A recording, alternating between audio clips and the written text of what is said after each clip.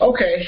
Um, Good morning, everybody. This is Charles with Exodus Logistics Dispatching and Training. I'd like to welcome guests as well as those who are on my Dispatcher One-on-One Training for Beginners platform, as well as members of the RBBS National Dispatchers Networks platform. I wanted to hold like a little spot training thing to get questions answered, just basic level questions. The purpose of this is to answer, it's a Q&A session to ask basic questions related to just beginning level training. I'm not going to answer any RBBS or national dispatching questions because I'm not an administrator on that platform. Those are questions for that platform. I don't know about logins. I don't know when you're going to receive your phone numbers or your emails or anything like that. So that's about it on that one. So I'll answer basic questions as it relates to just starting off as a dispatcher, and what do you do from there as far as carriers, as far as calling brokers, what's the dialogue you have with that, following through that process from inception to conclusion. So let me let this guy know that I'm having spot training now.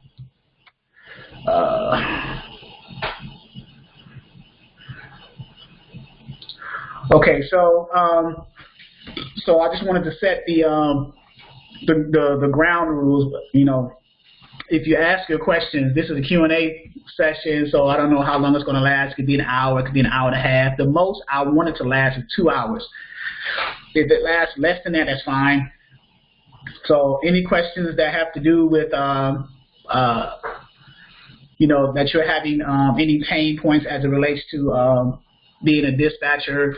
I think Don just asked a question about his filing system, how he wants to do that. So let me.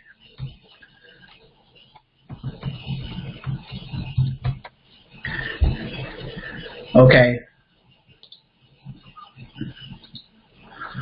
So yeah. So Don, unmute yourself for a second, Don, since we're recording, and ask that question that you were just speaking about. Okay, I was. Can you hear me? Okay. Yeah, I can hear you. Okay, I was just saying that I'm a newbie in this business. I got a lot of experience on the phone, but I'm a little weak. I'm from the 57 years old. I'm from the generation that didn't do a lot of computer work, so I find myself suffering from a little analysis paralysis. Not wanting to jump in there and start calling my carriers and stuff because of the process. The steps that you take, and I'm just concerned about and it's just a matter of doing it a couple times. I understand, but you know how it is. I'm feeling flaky at the beginning. So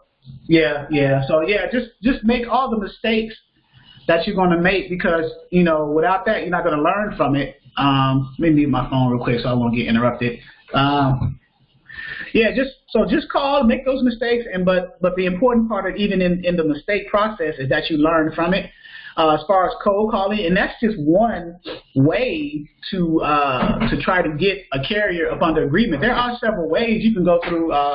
You can go through social media. There are a bunch of particularly Facebook, LinkedIn, Twitter. Let me give you an example of Facebook. I go on Facebook and I advertise to owner-operator groups. Like here's one here. I'll show you. I'm going to actually show you when I'm answering your questions. I'll show you what I do to give you a kind of a template to kind of look at it and at least consider to follow, or it could be something other than. But I go, instead of cold calling, I cold call as well, but I also go to Facebook groups. And if you notice, like, they got 1,254 members. So if I advertise like I did here, I advertise my dispatching service, and people like it. They contact me, and then I go. So by doing it that way, it's not a cold call. It's more like a warm call. You advertise to them, but then they reached out to you, so they broke the ice. So now you have the opportunity to tell them what your service is. So I explain to them what I do once I advertise. And right now I'm having an annual holiday dispatching service is 7% per dispatch load, and then I explain myself, my website, my details, call, and then people, you know, and then I put another posting up there. Now this is reaching, mind you, 1,254 members that can potentially look at this advertising that's posted on this one Facebook group. And this is just one social media avenue that I use to advertise. There are others outside of the cold calling. So if you have an issue with cold calling, I'm not saying do away completely with it, but there are other types of mediums to use to try to get to carriers, to owner-operators. And this is just one of them, a Facebook group. So I got another one here. I put an advertisement here too. Wealth equals time and freedom. Get your wealth back. Work from home. Independent dispatcher. I'm advertising how to be an independent dispatcher. You know, so it's. And then there's another Facebook group, transportation group. There's one, ex-felons in trucking. Though you might have a better chance to appeal to the ex-felons who are truckers. There's 271 of those. They may be looking for dispatchers more than anyone else because these guys are they're looking for a second chance in the trucking industry. So you can advertise your dispatching service as a way to try to help them in that process that they're trying to do.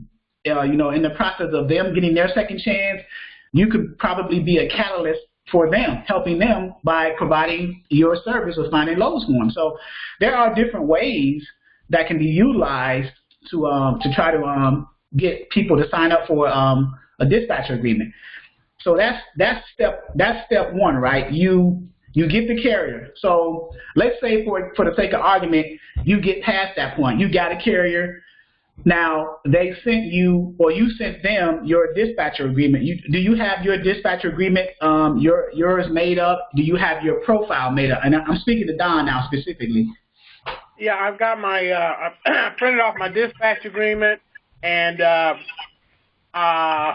wasn't able to print off the profile yet because I was trying to find the one that has the pricing on it. But I was just going to use yours once I got in your group. Well, I don't think the dispatch agreement has the price or I guess the rate on it. But the profile, I don't think the profile has the price or the rate on it. The profile should just have what you are wanting the carrier to tell you how they want to run. You know, the questions that you ask the carrier so they can answer for you. So when you do a load search for them, you cater your load search to the requirements that are in the profile. I think that's the point of the profile. You pretty much are getting an idea of how this carrier wants to run. Yeah. Calvin had just mentioned that he pulled one up that had a price per mile on it. He just said. Okay. I see what you're saying. So let me pull mine up since we are on that subject here. Okay. So I'm assuming it looks something similar, and they could look similar, you know. Right. And you basically get the carrier's information where they live. Do they travel in the mountains? Yes or no. What is their equipment type? And then, of course, you, as a beginner, if you are a beginner or if you're a guest who's interested in joining or becoming an independent dispatcher, the equipment type is saying what type of truck do they drive, whether it's a flatbed, a reefer, or a dry van.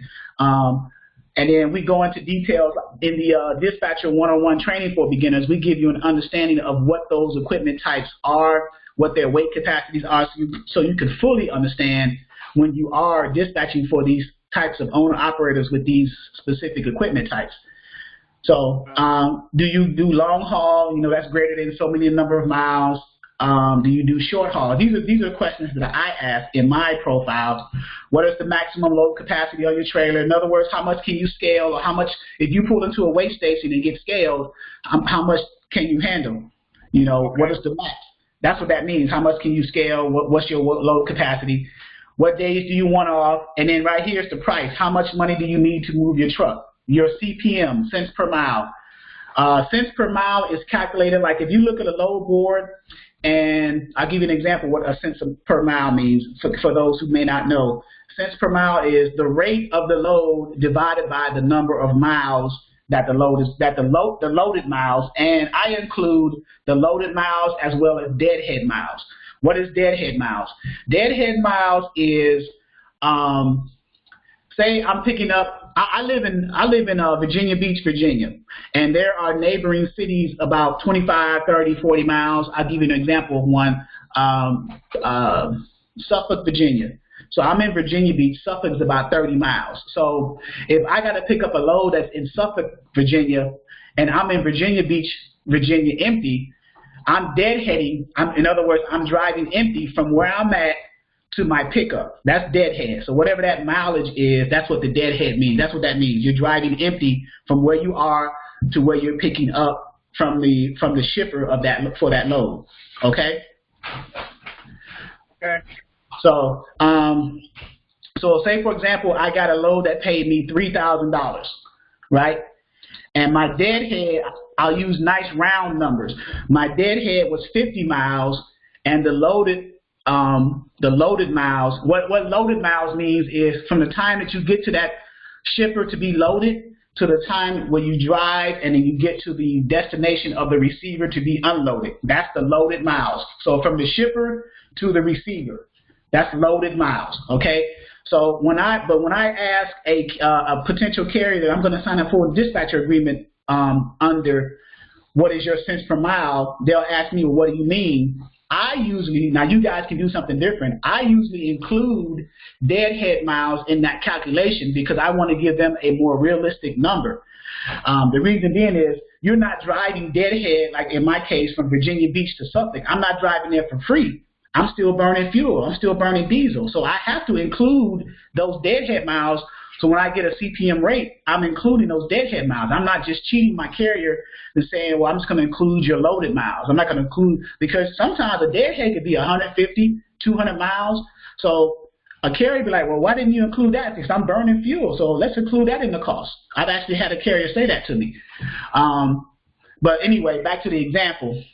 If I got a load picking up for $3,000 and the deadhead is 50 miles, and then the loaded miles from the shipper to the receiver is, let's say, 500 miles. So what is the total miles in that scenario then? Okay, you said you had to say that again because I missed the last part. Okay, so my deadhead to pick up from, I'm in Virginia Beach, I got to go to Suffolk, that's 50 miles, so that's deadhead. The loaded miles is 550 miles. So what is the total miles that I should include when I do my CPM calculation? 600. There you go. So in other words, I'm adding. Now you can decide to do that, do not, and I'm not encouraging you or discouraging you to go one way or the other. I'm just telling you this is what I do because it makes sense to include. Yeah. It makes sense to include deadhead miles with loaded miles when you're calculating CPM, so you can give your carrier a more realistic number in there, so they can decide if they want to take that load or not. So, and that's the whole point. That's the point. The deadhead miles, Charles, may lower the CPM. It could potentially, it will lower it. It's going to always lower the CPM. That's why you try to keep your deadhead miles as low as you can, if not zero. Like if you can get a load that picks up in the same city that you're in, empty in, then you may only have to drive from, a few miles in that city. So okay. But so 600 was the number, right? 550 loaded miles plus 50 dead. So you take, to figure out CPM, it's the cost of the load, 3,000, divided by the total miles, and that includes deadhead and loaded miles. So now you're going to get $5 a mile. And this is just an example, just to give you an idea how to calculate what CPM is. So when you're talking to a potential carrier about a dispatch agreement, and you guys are like further along in the conversation, and you're like, okay, now what? So you explain that to them. So, okay, let's see a question here.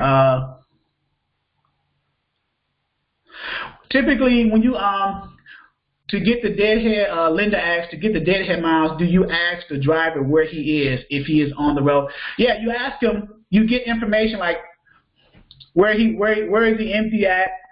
So when you do your load search, you want to get an idea. You want to keep your deadheads to a minimum. But if you see loads that are paying a little bit more, that's a little bit further out than his deadhead, you present that to the carrier, and they decide if they want to take that load or not. So and I'll give you an example of that. Matter of fact, yesterday I had a carrier who needed a load out of Houston. It was a flatbed carrier, needed a load out of Houston going anywhere. So I found you some loads that were paying like $2,000, but I said, well, I got some better paying loads. They're going to be about 150 to 175 mile deadhead to get to those, but they're going to pay $4,600. So what do you think that carrier did?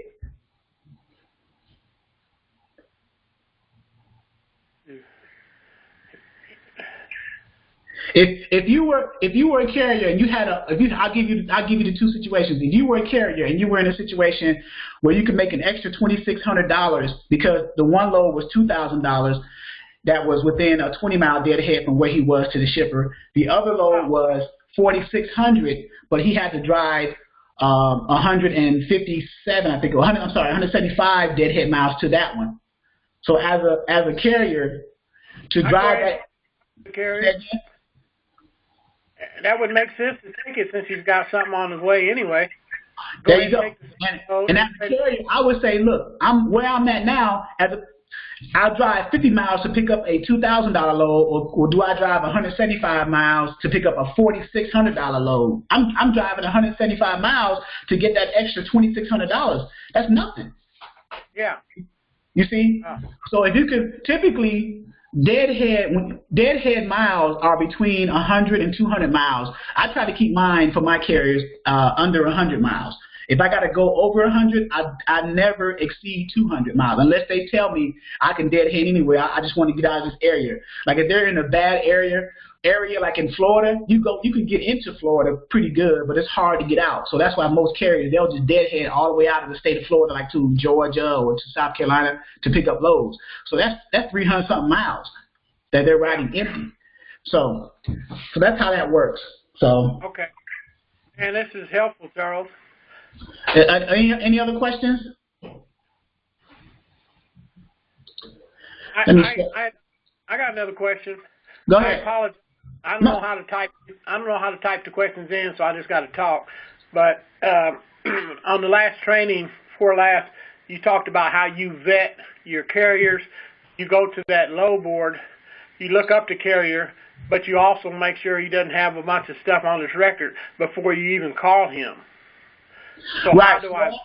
Right. One of the ways that I vet. The simplest way that I vet, and I'll give you an example of that. Let's use the truck search feature on Truckers Path, because everyone, the individuals who are on my platform, which is Dispatcher 101 Training for Beginners, and the individuals who are on National Dispatcher Network's RBBS platform. Lindell, I'll answer that question in a second too.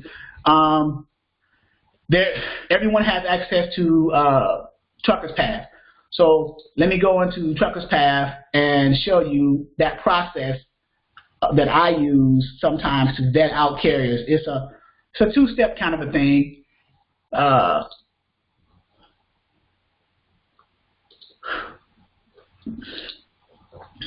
So I'm logged into Truckers Path.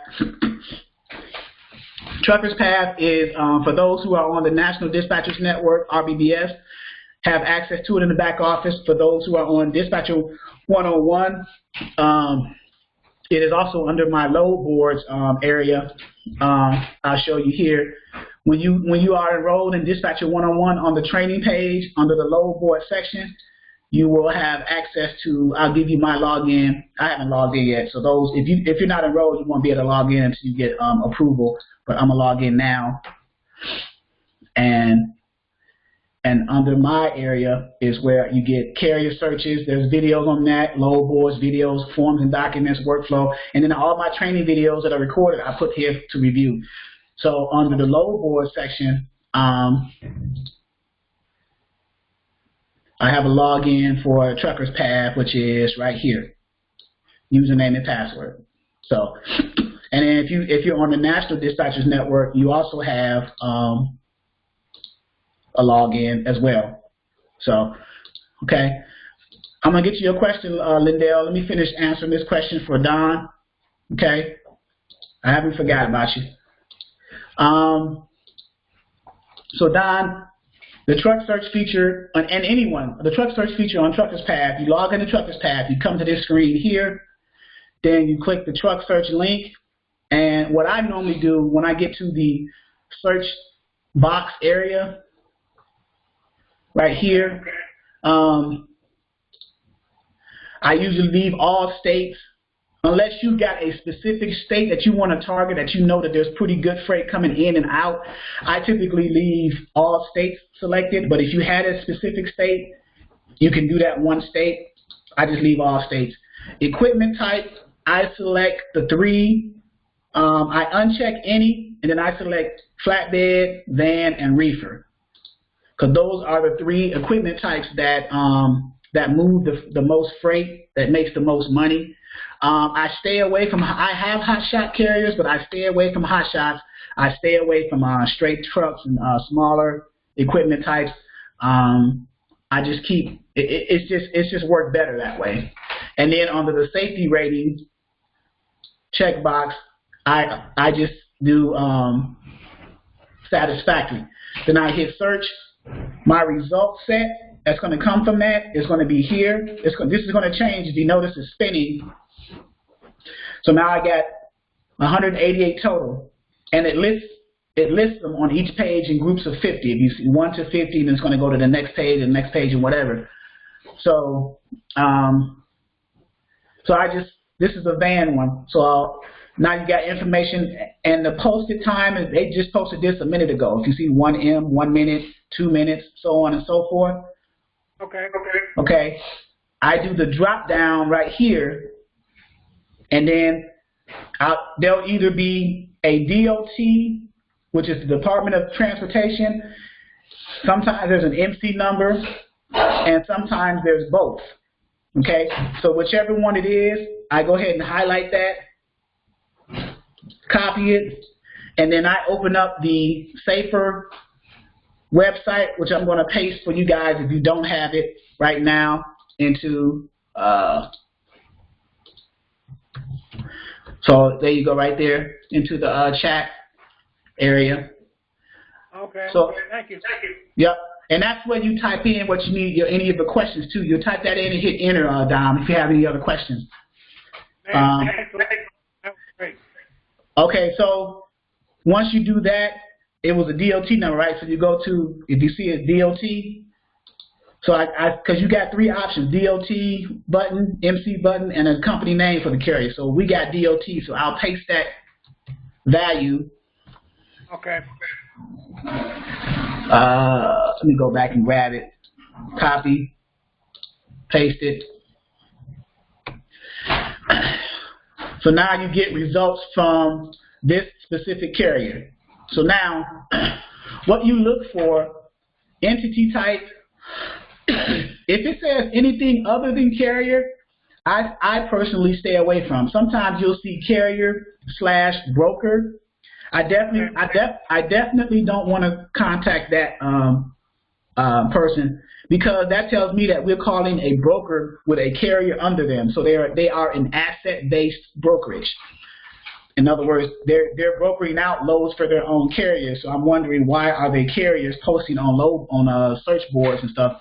But if it says carrier/broker or carrier/IEP forwarder or anything like that, I stay away from. I just want mine to just say carrier.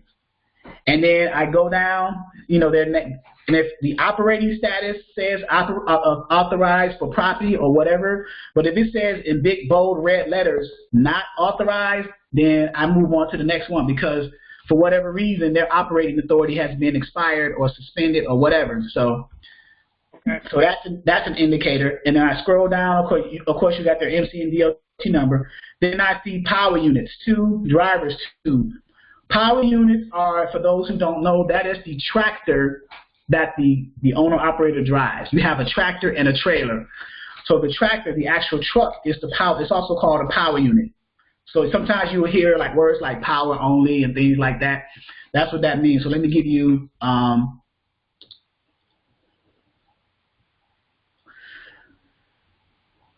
example. I'm gonna log out of my Facebook, because I think it's probably power only trucking. Let me log out of Facebook.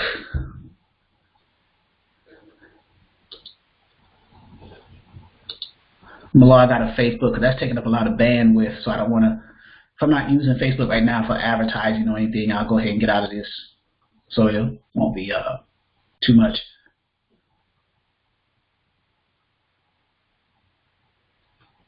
All right. So power only. Power onlys are the tractors themselves. So ignore the trailer. Power onlys are power units are just the tractors, okay? For those who don't know. Power only are just the tractors. So you're just driving with your tractor. When you're driving the power only, the tractor by itself to and from destination, that's called bobtailing. So that's what that is. So anyway, back to the safer. So this carrier is just, they have 2 trucks. So it's a small company. So they're a good candidate. So the only other thing I see is their MC date. The date of their MC authority, which is pretty young, is back in October. We are what? It's less than 2 months old. So they may have a difficulty. Sometimes if you got a carrier under an agreement and their MC authority is less than 90 days old, less than 6 months old, maybe even less than a year old, sometimes brokers may not book loads with them because brokers are contracted with their shippers, and sometimes the shippers require that they have carriers who have more experience with an MC or longer MC service dates, like a year or more, things like that. There is an exception though. Sometimes you may get a broker that say, okay, you may only be less than 90 days, or you may be less than 6 months, your service date, or your service date may be less than a year. But if you can show us within the last month that you've ran 3 successful loads with other companies, we'll let you run for us. What I mean by successful is, number one, that you delivered it on time. This is the carrier now. The carrier delivered that load on time. There was no damaged freight, and no claims were filed against the carrier. So that's the definition of a successful load. So the carrier, if you have a carrier under agreement whose MC service date is less than 90 days old or 6 months old, and you come across a broker that you're trying to book a load for that carrier under, and they tell you something like that, then if your carrier has been running prior to getting under agreement with you, and they can show 3 brokerages or 3 companies that they ran for within the last month, and they were good successful runs, maybe that specific broker that you're trying to book this load for the carrier now will allow you to come through, and you may be able to get past that that gatekeeper, so to speak. So, Charles, yes. can you go ahead and be proactive and ask for some of that information, the carrier package, when you go to set them up with the broker? And you said something about being proactive and asking for that along with your profile sheet and your dispatch agreement, because there's some other documents that you're going to need from them anyway for the broker package. Right. When you get your, this is what I do.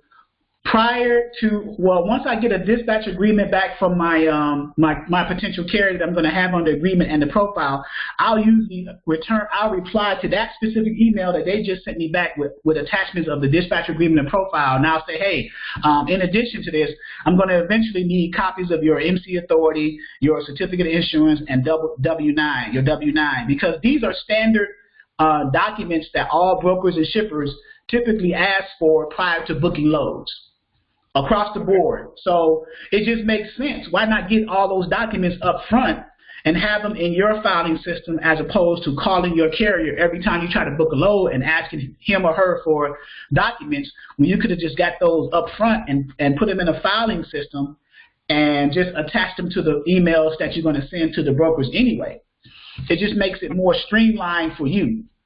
So that's why I need to sign up for your program. I'm trying to scrape up some cash, because it seems like you give more of a detailed view of what you got to do on a day-to-day basis, and it sounds like you got trucking experience too. Yeah, I drove tractor trailers for about 2 years, and I drove straight trucks for like 10 years. So, as a matter of fact, I just had a meeting with 2 friends of mine at Buffalo Wild Wings last night. They were carriers, and they wanted me to, they're local carriers. I go out and advertise locally too, because I'm in Virginia, so we got a bunch of ports out here, and I know a lot of tractor trailer friends of mine who had other dispatchers, and they're looking to see what I can offer that's different from what their other dispatchers are offering. And I told them, I said, well, I'll tell you what, I'll find your first load for you for free, and if you're satisfied with how I do that, then you sign up for a dispatch agreement. So I gave them that offer because I know them. They're my friends. I know their family. So I don't do that for everyone, but I figure I'll give them a shot.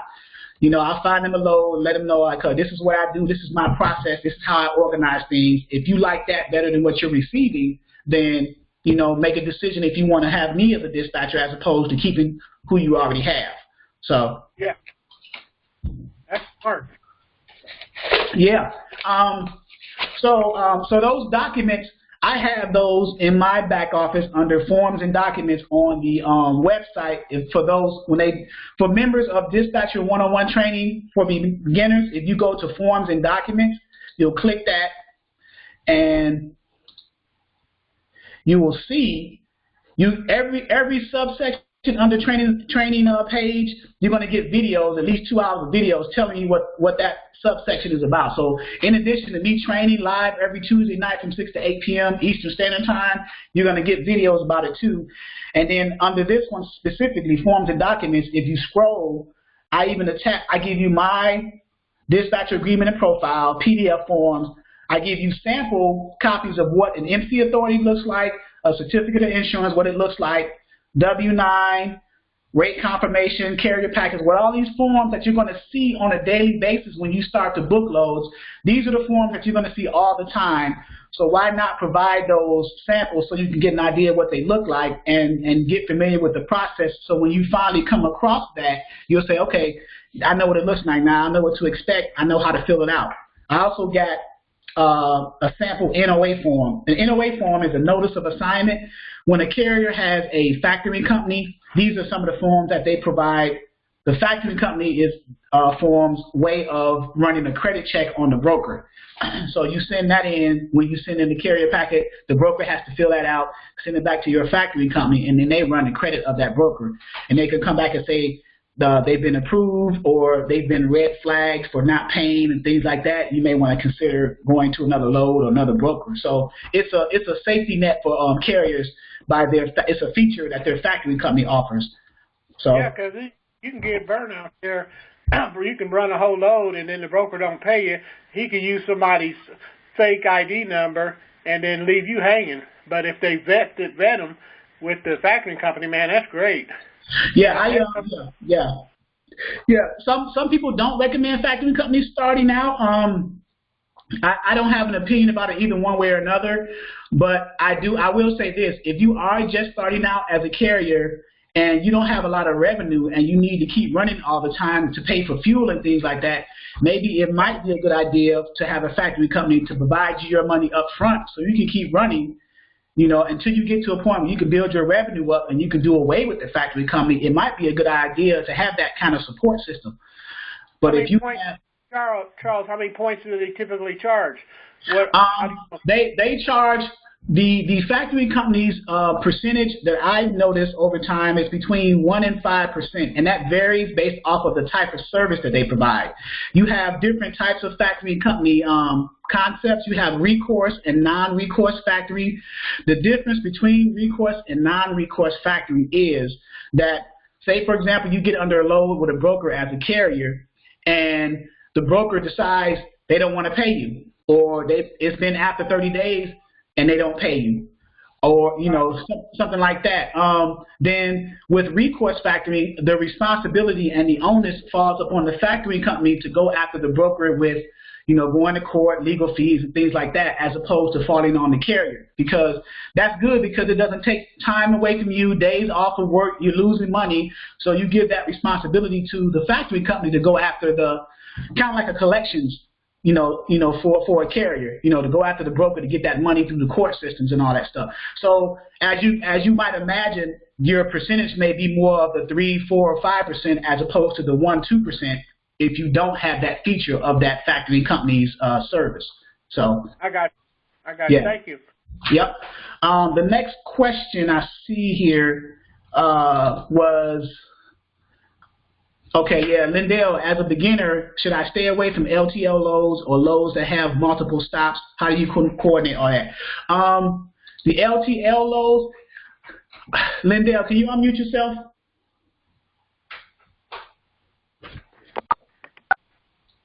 Can you hear me?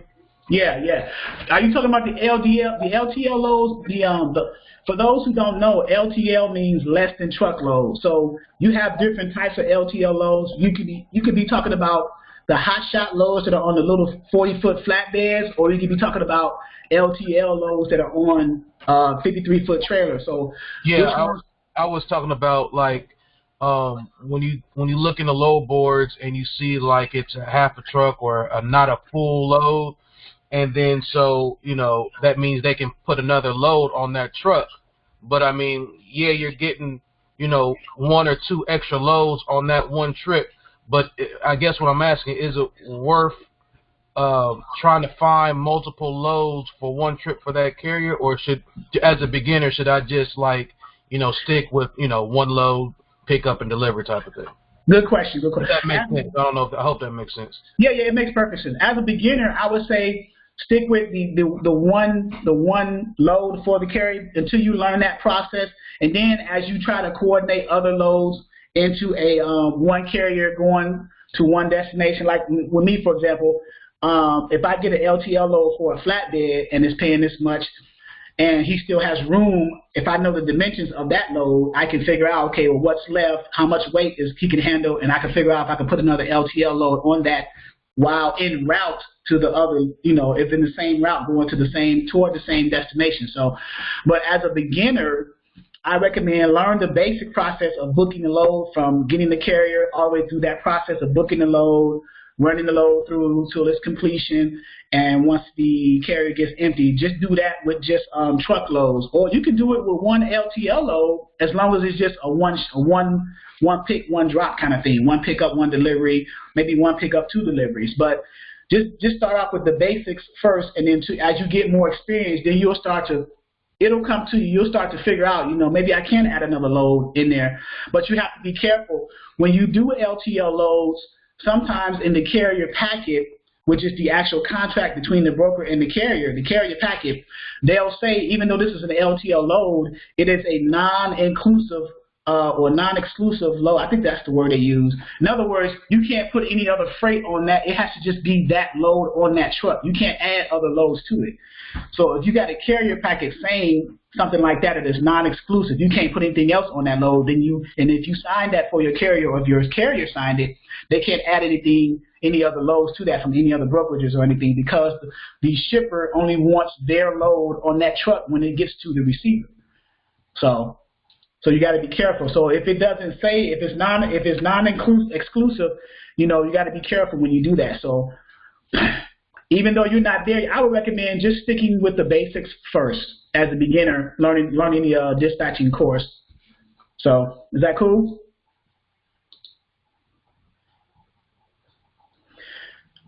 Felicia asked, how can we find out about MC number and length of time? Yep, you're welcome, Lindell.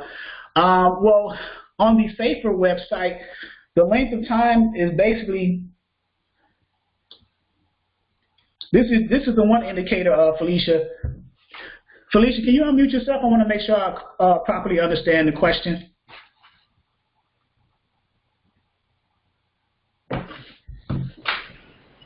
Yes, sir. I heard you saying that some of the MC numbers were 90 days and some were longer than that. So I was trying to see an MC number. How would you know that it's only been 90 days, 2 years? How would you know? Okay, well, if you notice here, if you can see my screen, if you can see my screen, you see their MC. Hold on one second.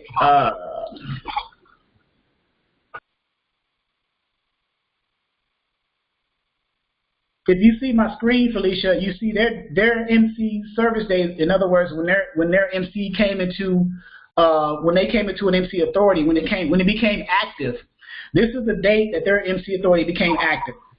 So, yeah, so October 25th. So you figure you add that to, or you subtract it from today's date.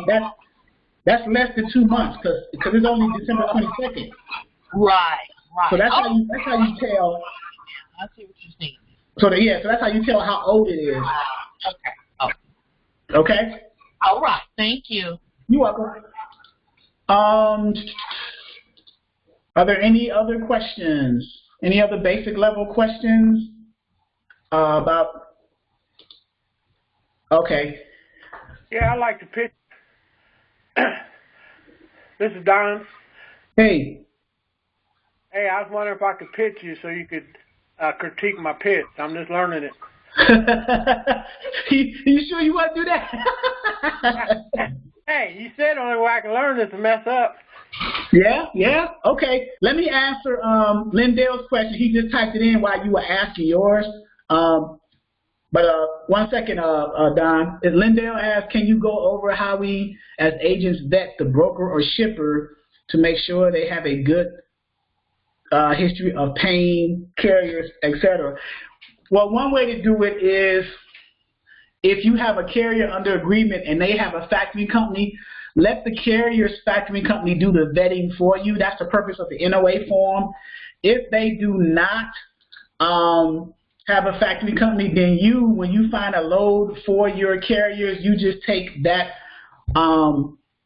broker's MC number. I'll give you an example of that. I'm going to go into Internet Truck Stop, my Internet Truck Stop, and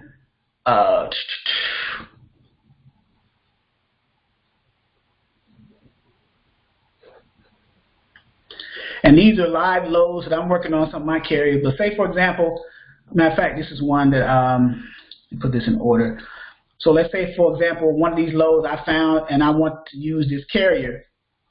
Inside Internet Truck Stop, there are ways to report brokers, check their credit. So you have a credit score here. You can enable credit stop, check their. That's if you have this feature.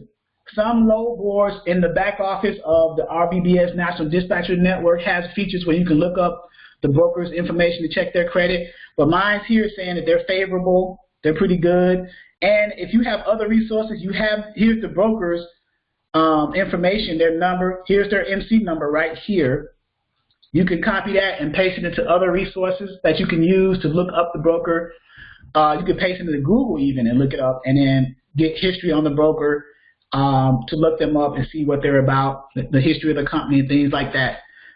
So, Don, are you unmuted? Yes, sir. So I'm the carrier and you're the dispatcher? Yes, sir. Okay. Are you ready? Yeah. All right. Go ahead. Hello, is this Charles? Yeah. What can I do for you? Charles, my name is Don Cavill. I'm an independent dispatcher with the National Dispatch Network. How you doing this afternoon? I'm okay. Kind of in a hurry. How can I help you? I'll be real brief. We have over 1,600 dispatchers all over the country, Charles, just to service your needs, and our networks are built by the owners and for the owners, so understand that every carrier is unique. I just had a quick question for you, Charles. How much money do you need in order to move your truck? Wow. I ain't never been asked that before. Can you explain that to me? What do you mean by that? Absolutely. Everybody has a different price on what it takes for them to be profitable to move their truck. Cents per mile. For some, it might be $3, some $2. But adding up all your costs and everything, what do you need to move that truck from point A to point B and make some money? I would say about $2.75 a mile. Okay. Now, are you paying anything extra, like a fee to your company, or is that including everything? I don't want any surprises. Well, I'm leased on under someone's authority. I'm an owner operator, but I don't have my own authority, so I'm leasing under a trucking company. I'm giving them about 12%, and then of course I got my fuel costs per week. I got my insurance I pay per week, normal maintenance and upkeep. So I figure $2.75 should be able to cover my weekly expenses and have enough take-home pay as well. That's why I said $2.75. Now $3 would be even better, but $2.75 is the bare minimum that I can take. Okay, all right. Well, I tell you what, what we're going to do is take all the paperwork out for you, Charles, so you can concentrate on driving, and we'll give you about 3 options to choose from. If you like one, take it. If you don't, there's no forced dispatching. We can hang up and part friends until something comes along that works a little better for you. But That sounds good. That sounds good, Don. But what? I know there's a catch to this, ain't it? What do you charge? What's going on? Well, that's just it. We charge a flat 10% fee. Whoa! 10%? Jesus Christ, man! Wait a minute. I'm already giving my the company 12%, so I got to give you 10%. So that means I got to give up 22% of what I'm making. How am I supposed to survive? Absolutely not. You don't have to give it up because I got you covered. Watch this. What I'm going to do is add that 10% onto that $275. So I'm going to look for $3.25 for you. That's going to cover my 10% because I want you to eat, and more importantly, I want you to come back and give me another load next week. If you're not eating right, give me an example of what you mean by adding the 10% on top of mine. Well, if you ask for $275, the load is $3,000 for the load. 10% of that would be $300. So we would give you. I get a little mixed up there, Charles, but we would give you extra. I did that for a reason. I did it for a reason, and if anyone else, that's cool, Don, that's cool. And if anyone else wants to chime in and kind of answer why I did that for a reason, and also I'll let the other people who are listening kind of critique Don if they want to step in and think or add some input. You know. Can I say something? Who is? Tell your name and give your comment. Yes, Lindell McCullough. Okay. So you said that you were running under somebody else's authority, so that means you didn't have your own authority. But they were charging you 12%, but we only charge 10%. So if that person or that driver was able to get his own authority, we would only charge 10% instead of the 12 he's already paying, right? Ding ding ding ding ding ding ding ding. So you might wanna later on down, say you get this person under agreement. And he's still running under their authority, but you might want to chip away at this carrier and talk to him and say, man, eventually you might want to consider getting your own authority. That way that 12% will come back to you, and then you just only be paying. Matter of fact, you won't even be paying 10% that I'm charging you because I'm putting that on top of what I charge the broker. So you're going to keep all your money, you see. But that comes in time. You know, maybe they have a relationship with that person gave them a shot, so they feel loyal to him, so they're going to stick with him as long as they can. But as you grow that carrier, you still want to, kind of prick at them like you prick in ice and say, yeah, man, have you ever thought about getting your own authority? And that comes later on down the line. You could be running lows for like 6 months to a year. So you guys establish what's called a relationship now. So then he's still running under the authority. You seeing that? Well, man, you're not making. I mean, you're making money, but you could be making more if you just go ahead and get your own authority. What's stopping you from getting your own authority? I mean, is it fear or whatever? Success is on the other side of fear. So once you get on the other side of fear, you're going to be successful. So, just talk to him that way. But let's critique Don. Can anybody comment on how Don handled that situation?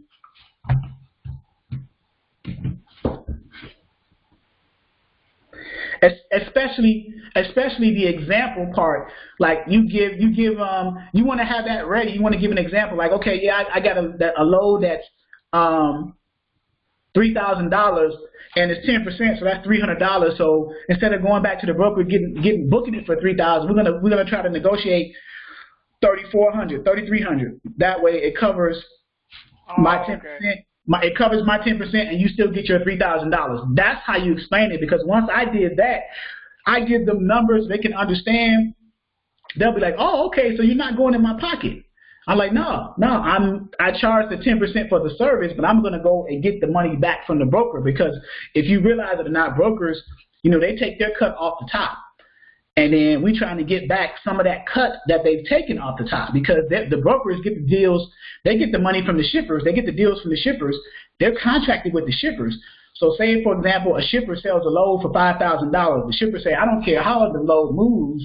This is my target rate. I'm only selling it for $5,000. Either I'm going to sell it to a broker or brokers, because whether you know it or not, there's a whole bunch of brokers competing to win that bid for that one load for that shipper. You will never see a case where you may, but it's rare, you will see a case where you're going to have a one-to-one broker-shipper relationship. That's not going to happen. The shipper is going to bid or give the bid to the lowest bidder between all those brokers. That's why you see 1,000 brokers trying to bid on one load. If you ever notice when you're looking for loads on a load board, you see the same loads, but you see different broker companies. You ever wonder why? So yeah, I wonder why. Yeah, because they're bidding and trying to win that load from that one shipper. So, okay. But yeah, so the shipper, they'll sell the load for $5,000. The broker will get that load and say they take 20% off the top. So now they just chunked it down. They took $1,000 because 20% of 5,000 is 1,000. They'll take that. Now they're going to resell the load to the carrier for what? $4,000. So now, as dispatchers, if you understand that process, that workflow, you're going to try to get some of that $1,000 back from the carrier. So the broker will say, okay, well, we're selling it for $4,000. You're going to be like, well, your dispatcher will say, no, well, we want to get it for $4,300 or $4,500. So we're trying to push some of that $1,000 that he took off the top back from him back to the carrier. That's the whole point. I got a question. Quick question. Yeah.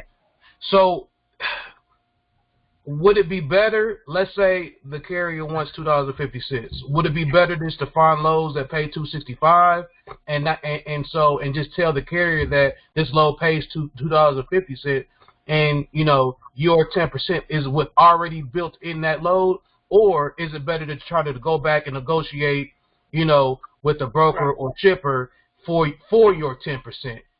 Whichever one most effectively works for you, because those are the two options you have. If the carrier gave you his profile, say a carrier signed up for, say Don just got me as a carrier, and I'm want to sign up with him, and my rate was $250 instead of the $275. Let's use your example. Is this Lindell, right? Yes, sir. Okay, so say we use the $250, and 10% of that is 25 cents. So $2.50, 10% of that is 25 cents. So you're going to add 25 cents to $2.50. So you're going to find loads that's paying $2.75, not $2.65. Right. So right. So if you can find loads that are $2.65 or better, you're covering your 10% because the carrier only asked in the profile for $2.50. So yeah, you can do it that way, or if you got good negotiating skills with brokers, you can go back, even if you find a load for $2.65, right? You cover the 10% for your carrier, you can still go back to the broker, still add more money and negotiate even more. It's a common practice to like ask for more for each load. They already know that you're gonna try to negotiate with them. Is that like common, or? Because if everybody's bidding for the load, then you want to try to get that load and not be so high, right? That's correct. So you got to understand economics and negotiating skills and things like that. So if you do the first example, if you just find loads that are 10% more cents per mile than what your carrier wants, and they're at $2.65, you don't have to do any negotiating because you've already satisfied your carrier. Because you got them what they want, and you put your 10% on top of that, so both of you guys are happy. So you don't have to do any negotiating. But if you go the other route and you got a $2.50 load, but you got to go back to the broker and add more money on top of it to cover that 10%. So whichever one works for you. So I think I would rather just get the extra 10%, 75. That way I don't have to stop. And I can go ahead and get the dispatch agreement and everything, because I don't want him over there twiddling thumbs, waiting on me to come back with a better price. There you go. You go. And so what you do is, in those two scenarios, you weigh the pros and cons of both, and then you make a decision which one is better. This depends on his personality, really. There you go. So it's a case by case. It's a case-by-case basis. Okay. On the remember challenges with the computer. When I send my email over, do I use Don Cavill at mydispatcher.org for him to send the agreement back to me, and do I send it from that? How does that work? Yeah, if you are on the National Dispatchers Network (RBBS) platform, and you are given a company email, whatever the email format was, I would take advantage of that while you're on the platform. If you decide to do an exit or a separation package later on, like say you are on the network, you decide, say, I got enough experience, I'm ready to move on my own, I'm ready to branch off and do my own thing because it's going to eventually be my own company. Then once you branch off, then you just create your own business email. But while you're on the platform, take advantage of the toll-free numbers, take advantage of the emails that are given to you at, dispatcher.org, whatever that is, and use that email as you're sending and receiving emails for the dispatcher agreements. Oh, I didn't know we could send the email from that email. I didn't know that. Well, I'm not sure if you can. I think they're just inbound. I'm sorry, I may have misquoted. I don't know if they're outbound or not. They may just be inbounds to receive. I think you just have to pay for it extra to pay. You have to pay $5 a month or something. Okay, yeah. I'm not familiar. I'm affiliated with the platform, but I'm no longer in it as far as having the emails and phone numbers and stuff like that. But okay. I'm sure for a fact they're out. They're inbounds you can receive from people. I'm not sure about sending out. So that's something that you would have to. I'm not an administrator on that platform, so I can't answer that question. You would have to talk to Calvin or whoever administrator for that. But let's say for the sake of argument that if the emails worked both ways, then you would use that professional email as your send and receive mode of communications from your to and from your carriers. So okay. All right. I appreciate it. Yeah. Any other questions? Basic dispatcher questions. And did I answer all the other questions that were asked? I just want to make sure.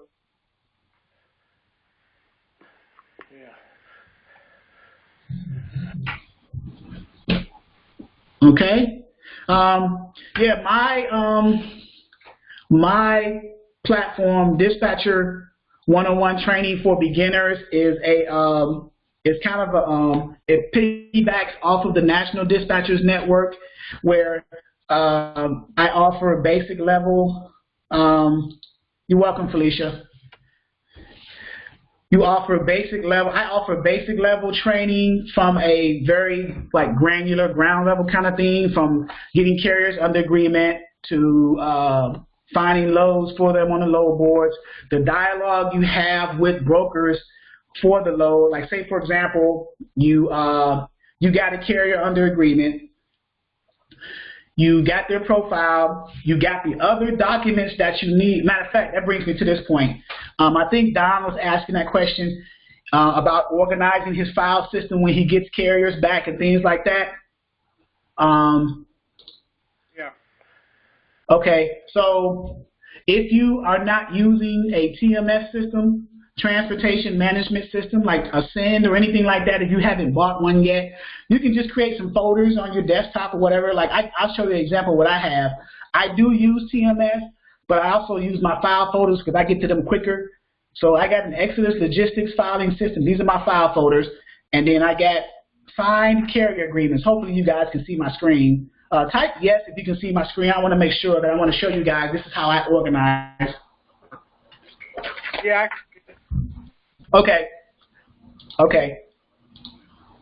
All right, I got it. Everybody so they can see. Okay. So under signed carrier agreements, I got folders for all my carriers. If you notice here, there's a lot of carriers, right? Right. Okay. I even have a spreadsheet at the bottom here for those carriers that gives some information about them too. Their first and last name, their email, their equipment type, DOT, MC number, the date that they signed up with me, and some extra notes over here on the side, their first and last name, phone number. So that's my spreadsheet for my carriers, okay? And the yellow ones are the ones that I find loads for consistently. The red ones are hot shots, and then the white ones are the ones I find loads for, like every so often, like spot loads. They'll call me every now and then for a spot load, or they're stuck somewhere and they need a backhaul back to where they want to go. So that's how I operate. So the yellow ones I find loads for consistently, like all the time. Okay. So that's that. So these are the folders for my carriers. Okay. Now let's take one carrier. So now in a specific folder for a specific carrier, I should say, I got subfolders for all the names of the brokers that I did loads for that specific carrier. So you guys follow so far? So far. Okay. Also in the folder, let's go back. In the folder for that carrier, in addition to the subfolders of the brokers that I got their information, their service agreement, their insurance, their NOA form, their MC authority, their W-9. Remember those documents that you're going to need in addition to, so when you send back to the broker to book a specific load? Right. You see? So for every folder of my carriers, I'll go to another one. Every folder for one of my carriers, I got their information, their agreements, their NOA forms, their certificate of insurance, COI, certificate of insurance, their MC authority, their W-9, and then subfolders of the brokers that I've already booked loads for them under. Okay? You guys follow so far? Yes, sir. Okay. So now let me go a little bit deeper. So now let's pick one broker under one carrier that I have, right? So Coyote Logistics. Everybody's familiar with Coyote, right? So for Coyote, for this reefer carrier, he's a reefer. So the subfolders tell me the name of the carrier and the equipment type that they have. If you notice, my carriers, the name of the carriers and the equipment types that they have, you'll see it. So let's go back. Coyote. So now under Coyote, I got all the rate confirmations and either carrier packets or rate confirmations that I've done. I've dated them or whatever. So now that's how I keep organized, an organized filing system for my system outside of Ascend TMS. So say, for example, you guys are not ready to pay for Ascend TMS or you're not familiar with it.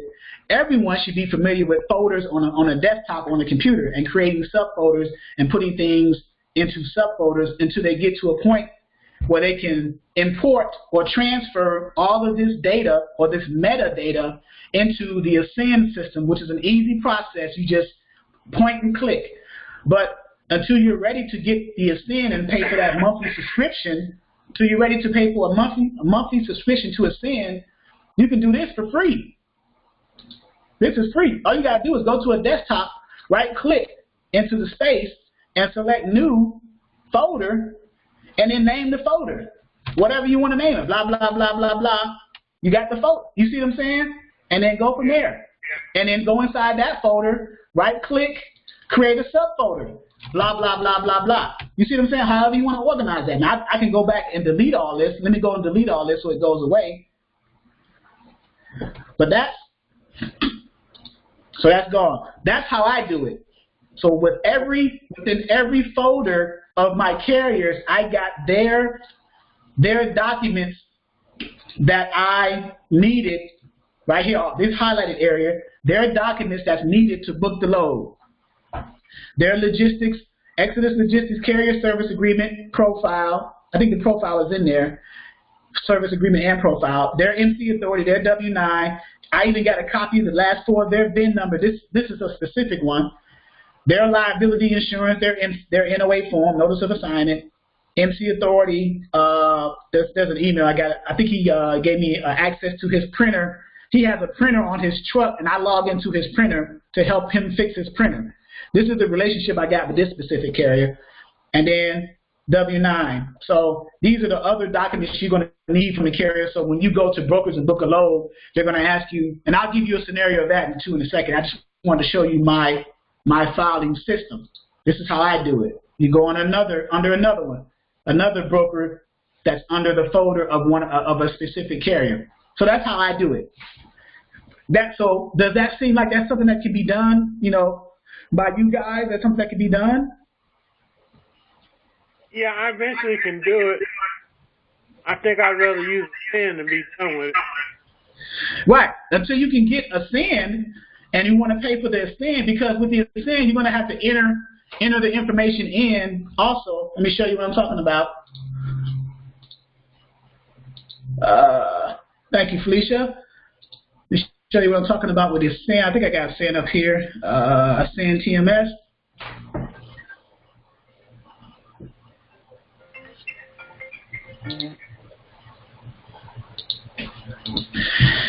And remember my password if I remember. And this is a free version of a SIN, and this is when I was with the National Dispatchers Network. So over here you got the dashboard and stuff on the side. It shows you different, but your customers are going to be your carriers. I'm sorry. Your customers are going to be the brokers you deal with. The assets are going to be the trucks that they drive. Of course, here's the carriers. So you enter, you view carriers, you add carriers. So you can add carriers. So as you get carriers under agreement, you're going to enter their information in, all the information into the Ascend program, and then add the carrier. So now, do I got carriers? I got some carriers under here. So I got a couple of carriers I had in there. So I view my carriers and then add carriers and then bulk import. So if you want to bulk import, you're going to have to enter that information into a spreadsheet. Save the spreadsheet in, I forget the spreadsheet extension. I think it's XLS. And you import that data. You import that data into Ascend, and then once you go to view carriers, you're going to see all that data here. So even if you don't have Ascend, start off with a spreadsheet and file folders on your desktop, and then import that data into your Ascend once you get ready to utilize Ascend. So that's the area of carriers. And then you got other features. You got rates, doc management, reporting, accounting. There's good features. Customers are your customers are brokers. The assets are the trucks, the power units that your carriers have. The loads obviously are the loads. So this is, if you haven't seen this before, this is the Ascend TMS system, transportation management, and this is the basic plan. It's free. The premier plan is I think it's $49 a month, I believe. Just want to make sure. Yeah. But I'm going to, let me see, copy, give you guys that. If you don't have it, go ahead and put that right here for you guys to have. So that's a SIN. I mean, it's good to have. That's good to have when you are ready to scale and grow your business. Right now, just starting off, if you're not at a place where you need a SIN, then just use a spreadsheet and a filing system. You can keep organizing that, but make sure that you back it up. Back up your data, like to a thumb drive. I use an external hard drive. Let me show you what I got. I got a 1 terabyte external hard drive that I back all my data up in case my computer crashes. And I got it in the cloud too. So like Google Drive or anything like that. This is my 1 terabyte Seagate, if you can see that. External hard drive. It plugs in USB. Plug it in. Matter of fact, I can show you better than I can tell you, right? I'm from the show me state, so I'll show you better than I can tell you. There's no point in telling you something without showing it to you. So I just plugged it in. So let me go to my hopefully it opens up. There we go. My Seagate. Can you see that screen?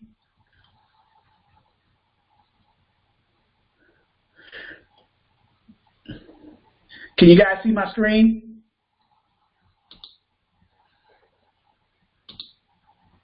Okay. So that's my Seagate. This is my Seagate Backup Plus drive. Here's my Exodus Logistics. Here's all my files and everything that I've backed up from my folder. Let me minimize this, minimize my screen. From my Exodus Logistics folder on my desktop, if you notice, it looks exactly the same. So everything I saved to here, at the end of the week, I back it up to my external hard drive so I can have something stored off-site. So in case my laptop crashes, I get a new laptop then I can reinstall and then restore my data back to the new laptop. So it's just a safety feature to have. So, okay. Let me see, there's another question before I move on to one last thing. I had, I would love to get that spreadsheet template. Okay, Liddell. Yeah, you can create it. You can create it. I can give you the format. You can create it. The other thing I was going to go over is the dialogue you have with the broker. So say you come across a load, you found a load. So when you call the broker, what's usually talked about? Well, normally when you call the broker, this is how I do it. I'll call the broker and say, hey, Mr. Broker, I'm looking at a load going from, and I'll use this as an example. I'm looking at Montrose, Colorado, going to Clare, Michigan. Is that load still available? I'll ask them that question. They'll say, let me see. They'll put you on hold, either put you on hold or have you on the phone for a second, talking to you. They'll say, yeah, it's still available. I'll say, well, can you give me some load details? Because if you notice load details over here on the left side, there's not a lot of information here. You know, you got a few things, but you want to have enough information so when you communicate back to your carrier, give them that information.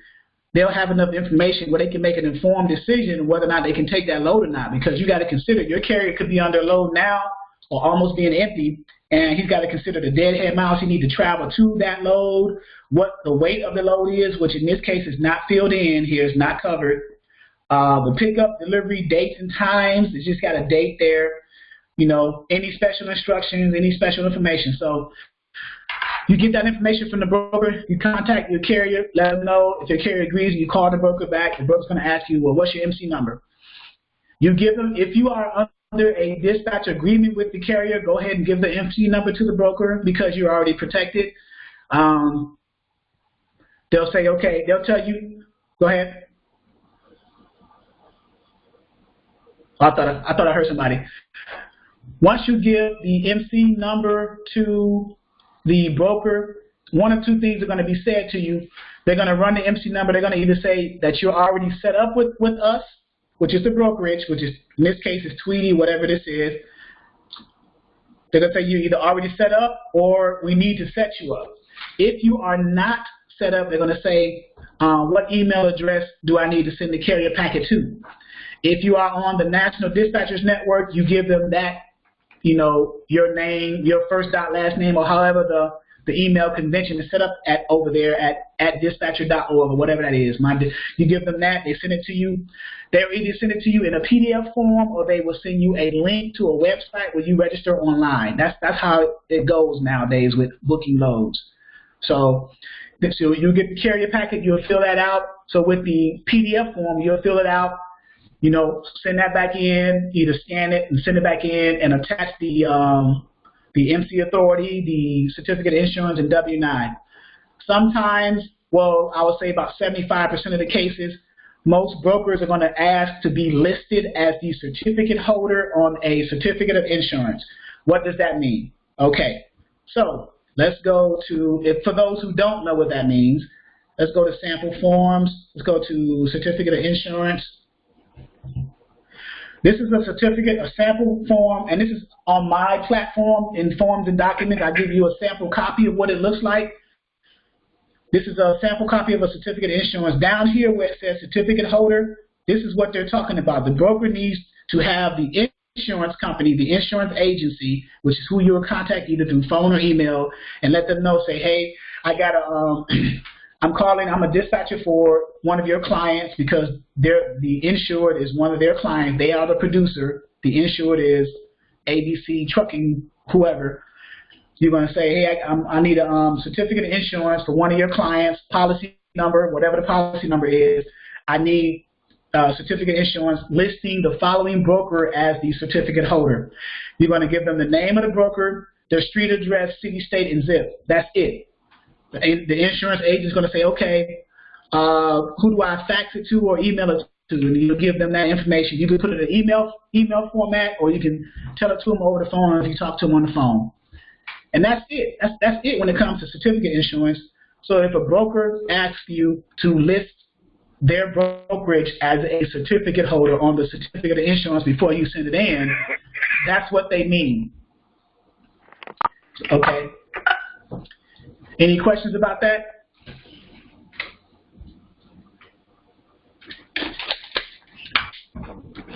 Okay.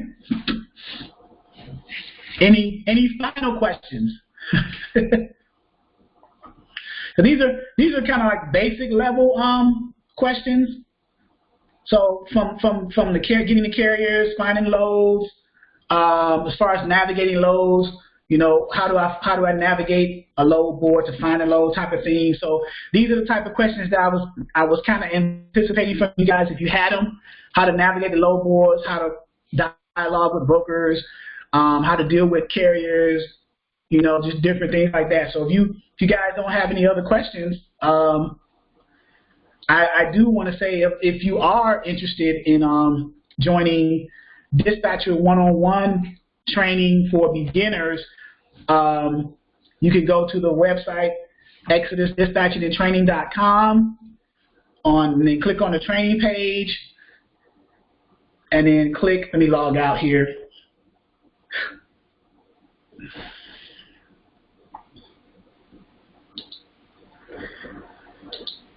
And then click Enroll in Dispatcher One-on-One Training.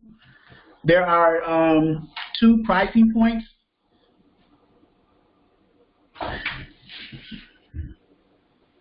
And my screen locked up a little bit, but that's fine. I'm going to get rid of some of this stuff.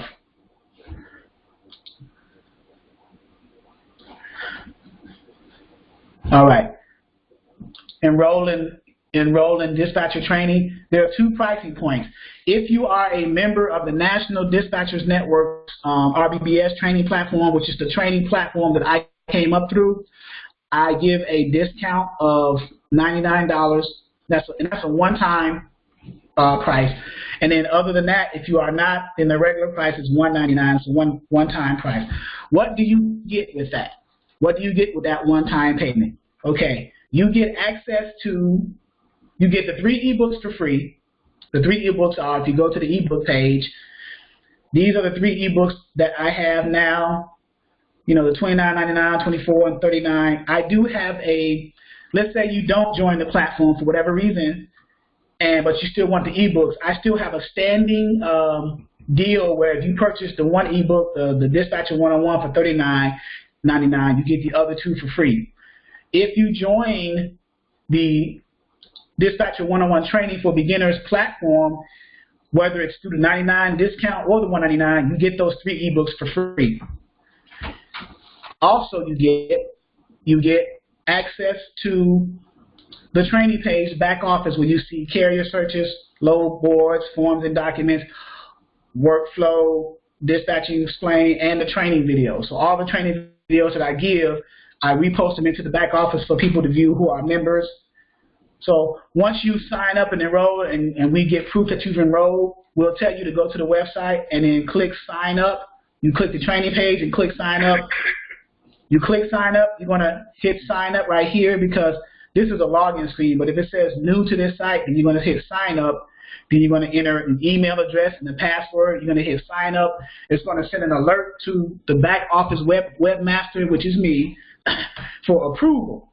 Once I see that you've enrolled, I'll go ahead and approve you. So now whatever email and password that you use, that'll be the email and password that you're going to log in with. So once you log in, now you'll be able to have access to carrier searches.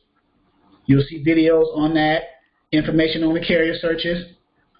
You'll have access to load boards, the different load boards. And I'm still working on an agreement with Internet Truck Stop as far as putting the load board back there for everyone to access. You'll have access to forms and documents,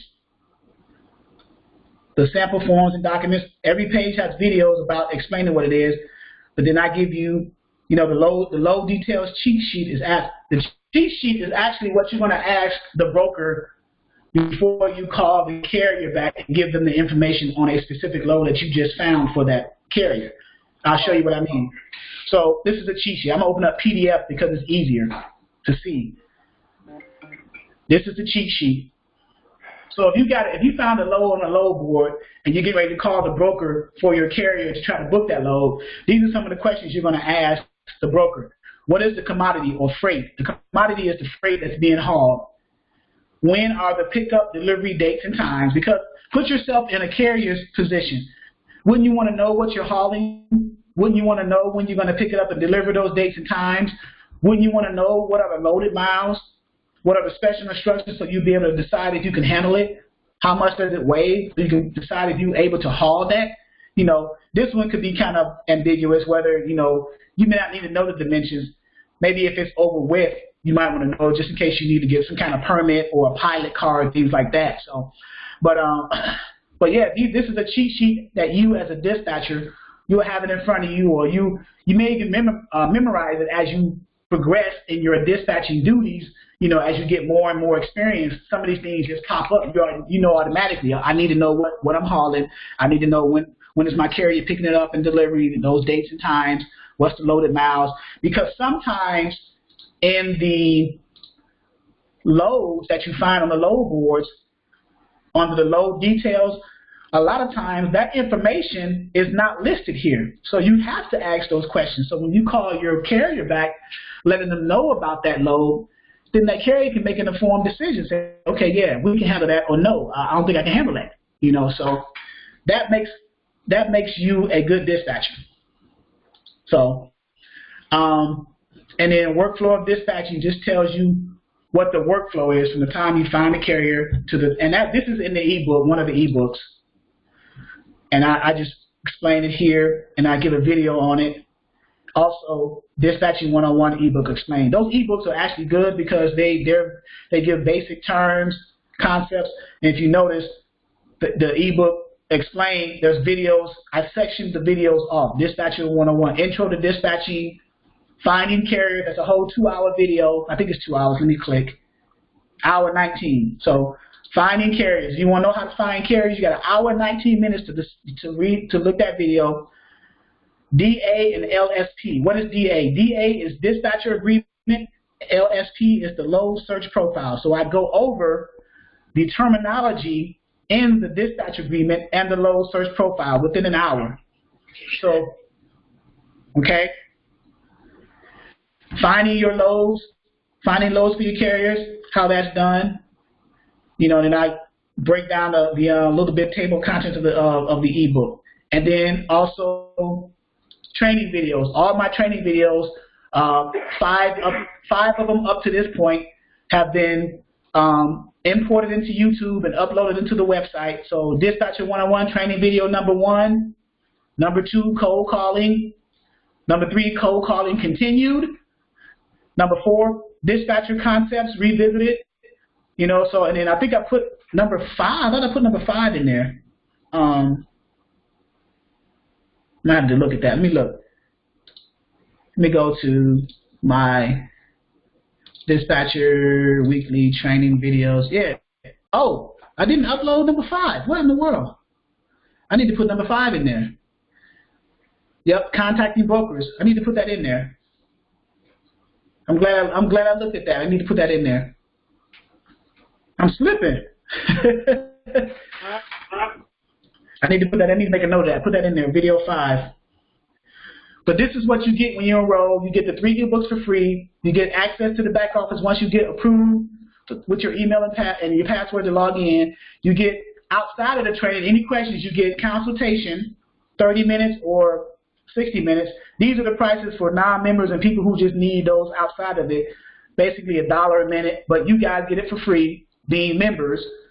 You get the ebooks for free. Of course, you can contact, type any questions in, get that for free.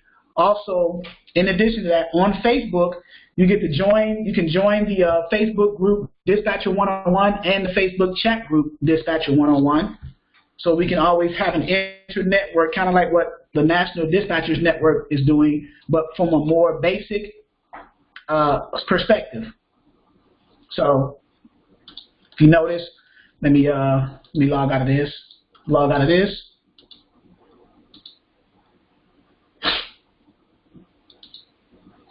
So on Facebook, there is you would just do a search for Dispatcher 101, and I have the chat group here, Dispatcher 101, and then I also have the Dispatcher 101 Facebook group. So you would do a search for that, Dispatcher 101. It's a closed group, but you can join. You ask to join, I click, I approve you, and then you'll be a part of the group. So you'll be able to see information in here as well. So those are the things that you get with joining Dispatcher 101. It's just a basic. I go into more detail about things from a basic perspective so you can be better prepared as a beginning dispatcher, get that foundation, and then we all grow together. That's the whole goal of me being trying to teach dispatching, because the main purpose of being a dispatcher, I think, and I was telling the two carriers last night at dinner who was having at Buffalo Wild Wings, that my goal as a dispatcher is to make your driving experience more smoother, make the transition smoother for you. You shouldn't have to be worrying about at a truck stop looking for your next load. You should have a dispatcher that's such that your next load is already waiting for you, maybe even a week or so out. My goal is to try to keep you running. Now, granted, I told them I'll be realistic with them. That's not going to happen in the beginning all the time, but that's what we're trying to build up to. So you have to establish the relationship with the carrier. You build that relationship, you guys kind of fill each other out, and then you know how they want to run. Also, too, as you're finding loads and you seeing where loads are going and where loads are coming out of, you kind of get an idea of what states and cities in those states have the freight. So you can kind of set up kind of a route for your carriers, to keep them going to those different locations for those good paying loads. So you can kind of either set up a back and forth kind of dedicated thing or some kind of triangular thing. So because you get familiar with those states and cities that have those good freight, that's what I'm doing. Certain states have cities in those states, those shippers in those areas have good freight. The commodities are good. They pay well. So why not just point my carriers, whatever equipment type, in front of those lanes and give them those good paying loads? A lane is a point from picking up at a shipper to where you deliver to the receiver. That is a lane, A to B. That's considered a lane. So when you hear that, that's what that means. What lane do you haul? What lane do you dispatch for? Sometimes a carrier will even ask you that question. So what lanes do you work in? So when you hear that, that's what he or she means. So any other questions?